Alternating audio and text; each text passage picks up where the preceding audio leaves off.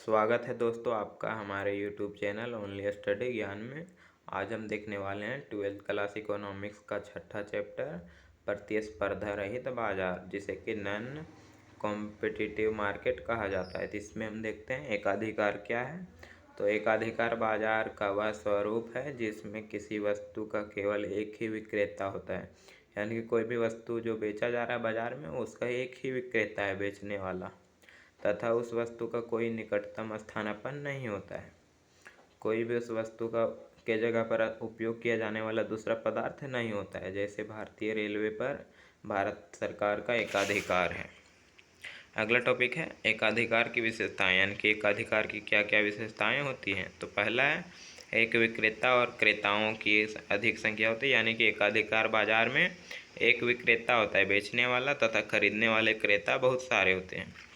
दूसरा विशेषता है कि नई फर्मों के प्रवेश पर प्रतिबंध होता है। एकाधिकार बाजार में नई फर्म प्रवेश नहीं कर सकती है बिना अनुमति के, क्योंकि अगर वह प्रवेश कर गई तो वह दो बाजार वाला स्वरूप हो जाएगा, जिसे कि द्वंद्वाधिकार कहा जाता है। तीसरा है निकटतम स्थानापन्न का अभाव, यानी कि वह कोई भी निकटतम स्थानापन्न वस्तु नहीं रहने देता है अपने आसपास। चौथा, कीमत पर पूर्ण नियंत्रण रखता है, यानी कि जो एकाधिकार बाजार होता है उसमें जो फर्म होते हैं वह कीमत पर पूर्ण नियंत्रण रख सकते हैं। उसे जब चाहे जितने कीमत में चाहे बेच सकते हैं, नहीं बेच सकते हैं, स्टॉक रख सकते हैं या फिर बेच सकते हैं, जिस जो मन आए वह कर सकते हैं। पांचवा विशेषता है कीमत विभेद, यानी कि वह कोई भी व्यक्ति से, कोई भी जो क्रेता विक्रेता होते हैं, खरीदने वाले क्रेता, तो कोई भी क्रेता से किसी भी कीमत पर वह बेच सकते हैं और कोई रोक टोक उसे नहीं करने वाला है। ये इसकी विशेषताएं हो गई। अगला टॉपिक है हमारा कि एकाधिकार फर्म जो है वह कीमत निर्धारक होते हैं। एकाधिकार फर्म है वह कीमत का निर्धारण खुद करते हैं। तो क्यों करते हैं? तो पहला कारण है इसमें कि एक विक्रेता तथा क्रेताओं की अधिक संख्या होती है। एकाधिकारी बाजार में जो है वह वस्तु का केवल एक ही विक्रेता होता है, बेचने वाला, अतः बाजार में किसी भी तरह की प्रतियोगिता नहीं पाई जाती है। दूसरा कारण है निकटतम स्थानापन्न का अभाव, यानी कि एकाधिकारी वस्तु का कोई निकटतम स्थानापन्न नहीं होता है, इसलिए ऐसा कोई डर नहीं होता है कि क्रेता किसी भी सीमा तक एक वस्तु की खरीद से दूसरी वस्तु की ओर सरकेंगे, यानी कि जा सकेंगे। तीसरा कारण है नई फर्मों के प्रवेश पर प्रतिबंध होता है, यानी कि नई फर्मों के प्रवेश पर कानूनी, तकनीकी अथवा प्राकृतिक प्रबंध लगे होते हैं, इसलिए एक अधिकारी द्वारा निर्धारित कीमत का कोई मुकाबला नहीं होता है, क्योंकि दूसरे फर्म वहां आ ही नहीं सकते हैं। तो इस तरह इसकी हो गए कीमत निर्धारक क्यों होते हैं, तो इसके कारण हो गए। अगला टॉपिक है हमारा एकाधिकार बाजार में उद्योग या विक्रेता जो बेचने वाले होते हैं उनको अल्पकाल में तीन स्थितियां प्राप्त हो सकती है, यानी कि तीन कुछ लाभ प्राप्त होते हैं। तो पहला है अति सामान्य लाभ, यानी कि सुपर नॉर्मल प्रॉफिट। यह कब होगा? तो जब एसी वक्र, यानी कि औसत लागत की रेखा जब छोटी होगी ए आर से, यानी कि औसत आगम की रेखा से। दूसरा सामान्य लाभ, तो यह कब होगा? यानी कि नॉर्मल प्रॉफिट, तो जब औसत लागत वक्र जो है वह औसत आगम वक्र के बराबर हो जाती है। तीसरा हानि, तो हानि कब होगा? तो जब औसत लागत वक्र है वह अधिक हो जाएगी औसत आगम से, तो हानि होने लगेगा। तब एक एक करके हम लोग देखते हैं अगला टॉपिक। तो पहला देखते हैं हम लोग अति सामान्य लाभ, सुपर नॉर्मल प्रॉफिट। तो जब M R is equal to M C होता है, यानी कि जब सीमांत लागत और सीमांत आगम बराबर होते हैं तो फर्म या उद्योग का संतुलन मात्रा प्राप्त होता है। यहाँ देख सकते हैं आप, जब सीमांत लागत था और सीमांत आगम, तो इसका जो सीमांत आगम होता है वह कुछ इस टाइप का बनता है। इसके पहले आप समझ लीजिए, इसका जो औसत आगम की रेखा होती है, प्राइस और डिमांड, वह कुछ इस टाइप की होती है। और अगर इसकी बात करें सीमांत आगम की, तो यह बीचे बीच आती है। जो यहाँ पे रेखा होता है इसके पूरा यहाँ जितना डिग्री का कोण बन गया है उसका बीचे बीच से यहाँ से होते हुए यह आती है ऐसे और बनाती है एम आर, यानी कि मार्जिनल रेवेन्यू, जिसे कि सीमांत आगम कहा जाता है।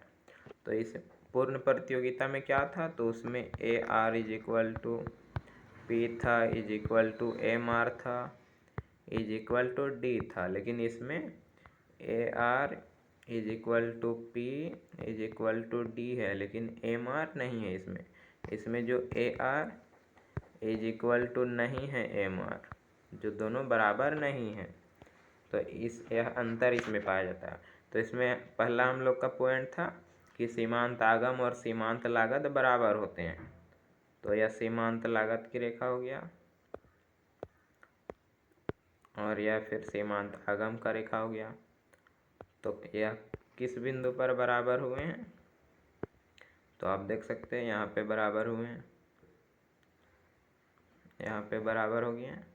दूसरा पॉइंट क्या है हमारा कि जब सीमांत लागत वक्र होती है वह सीमांत आगम वक्र को नीचे से काटती है, तब संतुलन बिंदु आएगा। तो यहाँ देख सकते हैं सीमांत लागत की रेखा यह है और सीमांत आगम को नीचे से काट रही है। तो नीचे से कहाँ काट रही है, ई बिंदु पर, यहाँ से नीचे आई फिर ऊपर उठते समय काट रही है, तो नीचे से काटिए। तीसरा पॉइंट हमारा जब AC वक्र यानी कि औसत लागत की रेखा AR से, तो AR से छोटी होगी, तो AR से छोटी यहाँ देख सकते हैं कहाँ पे है, AC वक्र, यह है AC वक्र, यह AC वक्र है। तो यह AR वक्र से नीचे है, यहाँ देख सकते हैं AR वक्र ये वाला है जो गया है सो ए वाला, तो इससे नीचे यहाँ पे आप देख सकते हैं अच्छे से। तो ये संतुलन बिंदु हो गया। तो यहाँ पे जो इतना ही इतना रंगा हुआ है यही कहलाता है सुपर नॉर्मल प्रॉफिट, एकाधिकार बाजार का। अब हम लोग आगे देखते हैं। दूसरा हमारा है सामान्य लाभ, यानी कि एकाधिकार को सामान्य लाभ प्राप्त होता है। तो कब होता है, तो जब MR is equal to MC होता है, यानी कि जब सीमांत लागत और सीमांत आगम बराबर होते हैं तो फर्म को संतुलन मात्रा प्राप्त हो जाती है, जो पहले भी देखे थे ऊपर, यह MC है और यह MR है। तो यहाँ संतुलन बिंदु E प्राप्त हो गया एकाधिकार को। दूसरा था सीमांत लागत वक्र जो है सीमांत आगम वक्र को नीचे से काटती है, तो यहाँ देख सकते हैं यह नीचे से काटते हुए ऊपर जा रही है। और तीसरा AR is equal to AC हो, यानी कि बराबर होते हैं, तो यहाँ देख सकते हैं AR A वाला हो गया और AC जो है वह A हो गया। यहाँ पे देख सकते हैं दोनों टच करके जा रहे हैं, बराबर हो गए हैं। तो यहाँ पे ना तो हानि होगा उससे ना ही लाभ होगा, जिसे सामान्य लाभ कहा जाता है, जिसे कि लाभ अलाभ बिंदु भी कहा जाता है। तीसरा हमारा है हानि। तो तीसरा हानि, तो इसे देख सकते हैं यह क्या है, तो जब MR is equal to MC होता है, यानी कि यही बिंदु जब MC और MR बराबर होते थे ई बिंदु आ जाएगा। दूसरा जब सीमांत लागत वक्र सीमांत आगम वक्र को नीचे से काटती है, तो ए बिंदु के नीचे से काटती है ई बिंदु पे। तीसरा है AC जो है वह AR से बड़ा होगी, तो देखिए AC AR A वाला था और AC जो है वह ऊपर से चल गया बिना टच किए हुए, तो कितना का इसमें अंतर हुआ, तो ये देख सकते हैं। तो यही होगा लॉस, यानी कि हानि, एकाधिकार बाजार को हानि प्राप्त होगा। तो चौथा बिंदु था यहाँ जब औसत लागत वक्र जो है वह औसत आगम वक्र से ऊपर होती है, यानी कि बड़ा होती है, तो उद्योग को हानि हो जाता है। तो इस तरह इसका लाभ खत्म हो गया। अगला टॉपिक है हमारा एकाधिकारी प्रतियोगिता। तो एकाधिकारी प्रतियोगिता बाजार का वह स्वरूप होता है जिसमें किसी वस्तु के अनेक विक्रेता होते हैं, यानी कि इसमें भी बहुत सारे विक्रेता होते हैं लेकिन पूर्ण प्रतियोगिता बाजार से कम होते हैं, लेकिन उनके द्वारा बेची जाने वाली वस्तुएं एक दूसरे से भिन्न होती है। इसमें भिन्न होती है लेकिन पूर्ण प्रतियोगिता में एक समान होते थे, अतः वस्तु विभेद पाया जाता है एकाधिकारी प्रतियोगिता में। और जो एकाधिकार प्रतियोगिता है उसमें वस्तु विभेद नहीं पाया जाता है।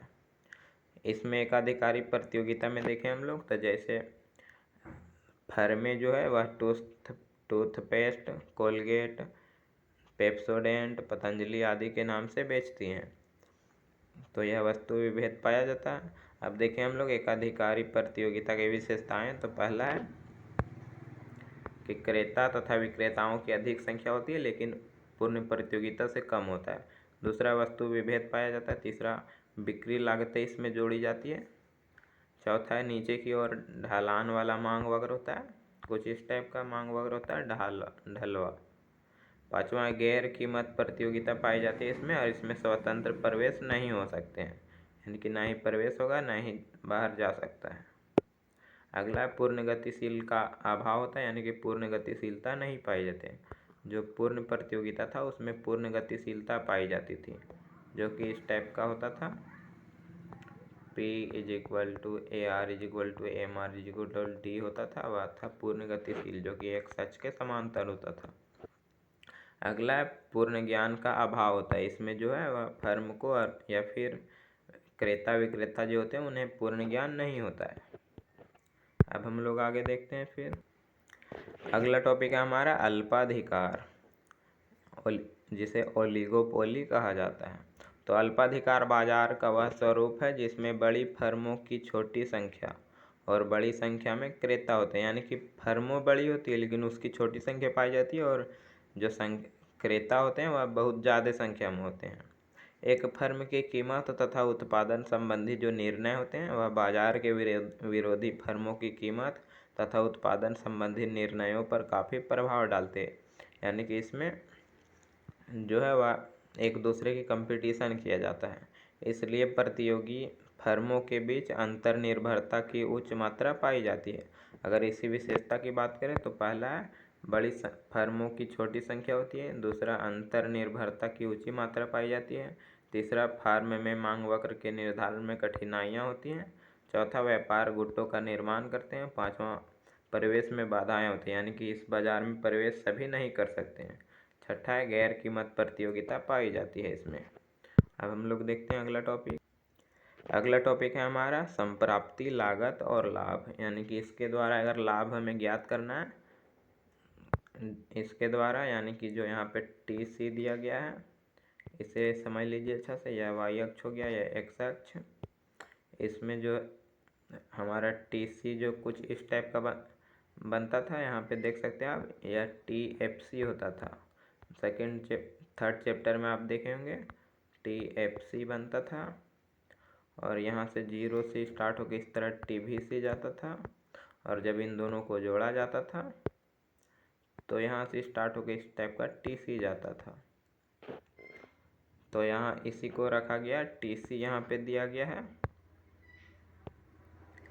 यहाँ TC दिया गया, इस टाइप का TC है यह कुल लागत, और इसमें एक और दिया गया है TR, जिसे कि टोटल रेवेन्यू कहा जाता है, जो इस टाइप का बनता है। यह है एकाधिकार का TR, यह एकाधिकार में जो TR होता है वह इस टाइप का बनता है। यह एकाधिकार का TR है, यानी कि टोटल रेवेन्यू, तो इस टाइप का बना, यहाँ पे इस टाइप का देख लीजिए, और यह इस टाइप का बना। तो दोनों को बनने के बाद जो यहाँ रेड बचा बन गया है, वह जो फर्म का होता है वह लाभ कहलाता है। तो इसमें सबसे लाभ कहाँ होगा, तो बीच में होगा, जहाँ ज़्यादा खाली संख्या पाया जाता है। इसमें भी अगर संतुलन की बात करें तो यहाँ पे 2 बिंदु है, यहाँ भी कट रहा है और यहाँ भी कट रहा है, तो जो फर्म संतुलित होगा वह होगा इस बिंदु पे, यहाँ पे संतुलित होगा ई पे। अगर यहाँ पे फर्म संतुलित हो जाएगा ये छोटा ई जगह, तो क्या होगा, वह इतना लाभ तो प्राप्त नहीं कर पाएगा, जो इतना लाभ वह छोड़ तो नहीं सकता है, क्योंकि फर्म है वह लाभ के उद्देश्य से बाजार में आता है। तो जो फर्म संतुलित होता है वह यहाँ पे होता है ई बिंदु पे। तो यह फर्म का लाभ कहलाता है इतना, जहाँ सबसे ज़्यादा गैप है वहाँ सबसे ज़्यादा लाभ होता है, और जहाँ कम है वहाँ सबसे कम। तो इस तरह हमारा यह चैप्टर पूरा समाप्त हुआ। थैंक्स, धन्यवाद। वीडियो अच्छा लगा हो तो लाइक कमेंट करें और चैनल को सब्सक्राइब ज़रूर कर लें।